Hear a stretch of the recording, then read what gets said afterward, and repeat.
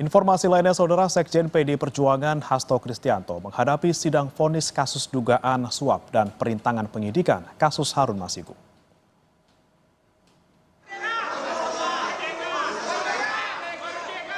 Sidang dimulai pada pukul 14 waktu Indonesia Barat di Pengadilan Tipikor Jakarta. Sebelumnya Hasto dituntut 7 tahun penjara dan denda 600 juta rupiah subsidiar 6 bulan kurungan. Jaksa menilai Hasto terbukti merintangi penanganan perkara Harun Masiku serta menyuap mantan komisioner KPU Wahyu Setiawan setara 600 juta rupiah.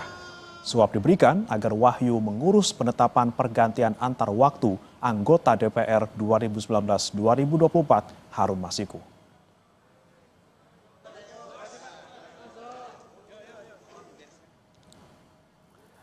Sebelumnya 23 tokoh yang tergabung dalam aliansi akademik peduli keadilan mengirimkan pandangan hukum sebagai amicus curiae atau sahabat pengadilan untuk Sekjen PDIP Hasto Kristianto. Salah satunya adalah sejarawan sekaligus peneliti Purna Bakti BRIN, Profesor Asfi Warman Adam, yang menilai upaya hukum terhadap Hasto syarat dengan muatan politis karena Hasto bersikap kritis terhadap pemerintah.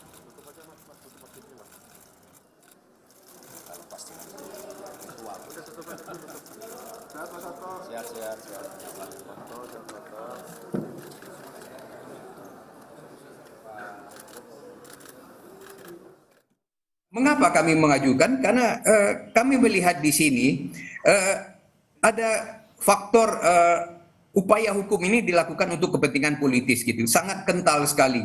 Karena apa? Karena dalam proses persidangan ataupun juga proses penetapan tersangka Hasto ini muatan politiknya itu sangat-sangat kental. Hasto ditetapkan sebagai tersangka itu setelah dia bersikap kritis terhadap pemerintah yang sekarang maupun juga terhadap pemerintah yang lalu gitu. Jadi ini yang kami ingin sampaikan kepada hakim gitu, aspek ini. Saudara, jalan panjang buronnya Harun Masiku terkuak ketika tahun 2020 lalu menyeret nama Sekretaris Jenderal PD Perjuangan Hasto Kristianto dalam pusaran kasus hukum. Tanggal 24 Desember 2024, penyidik KPK menetapkan Sekretaris Jenderal PD Perjuangan Hasto Kristianto sebagai tersangka kasus dugaan perintangan penyidikan Harun Masiku dan juga dugaan suap kepada Wahyu Setiawan terkait dengan pengurusan pergantian antar waktu anggota DPR Harun Masiku. Usai menyandang status tersangka, untuk pertama kalinya, Saudara, di tahun 2025 di tanggal 13 Januari, Hasto diperiksa penyidik sebagai tersangka. Kala itu, sebelum diperiksa, Hasto meminta seluruh kader dan simpatisan PDIP untuk tetap tenang selama dirinya diperiksa. Kemudian di bulan berikutnya, di Februari tanggal 20, Saudara, KPK resmi menahan Sekjen PDIP Hasto Kristianto.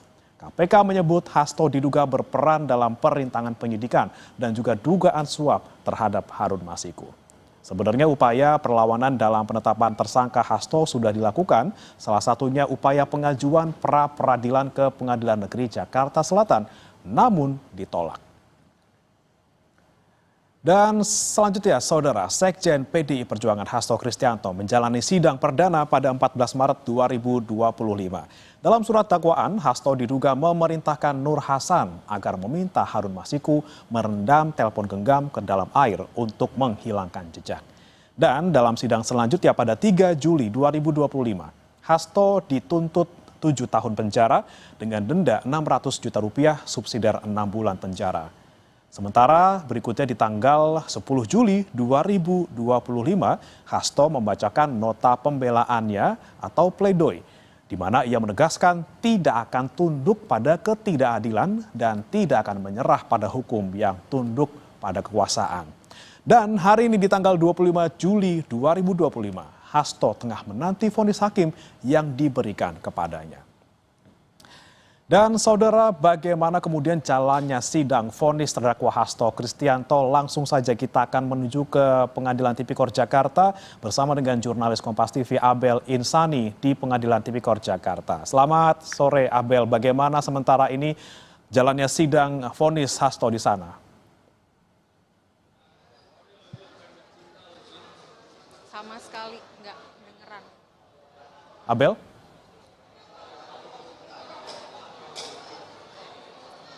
Bagaimana dan juga saudara, untuk saat ini proses dari sidang pembacaan vonis pada Hasto Kristianto masih berlangsung. Tadi sekitar pukul 14 waktu Indonesia Barat ini sudah dimulai. Beberapa dari tokoh PDIP dan juga dari simpatisan Hasto Kristianto ini datang ke Pengadilan Negeri Tipikor Jakarta, tetapi memang untuk saat ini untuk simpatisan tidak diperkenankan untuk masuk ke dalam ruang sidang, artinya memang hanya ada beberapa atau orang-orang tertentu saja yang bisa masuk ke dalam ruang sidang dengan menggunakan ID card begitu. Mengingat simpatisan yang begitu banyak, Bre dan juga saudara, sehingga dari Pengadilan Negeri Tipikor sendiri memang membuat peraturan yang diterapkan pada hari ini.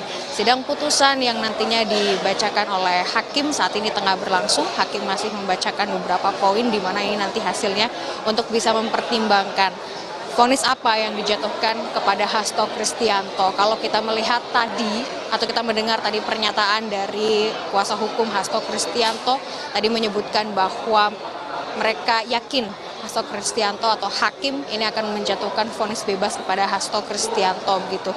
Dan tapi jika memang Hasto Kristianto tetap dinyatakan bersalah dan juga harus dihukum, maka dari pihak Hasto Kristianto ini nanti akan melakukan banding.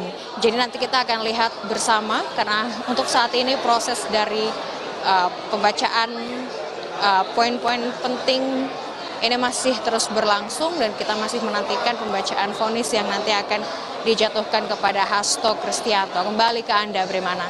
Baik, menarik, nanti kita akan saksikan bagaimana kemudian vonis yang dijatuhkan kepada Hasto Kristianto. Terima kasih Abel Insani melaporkan langsung dari Pengadilan Tipikor Jakarta.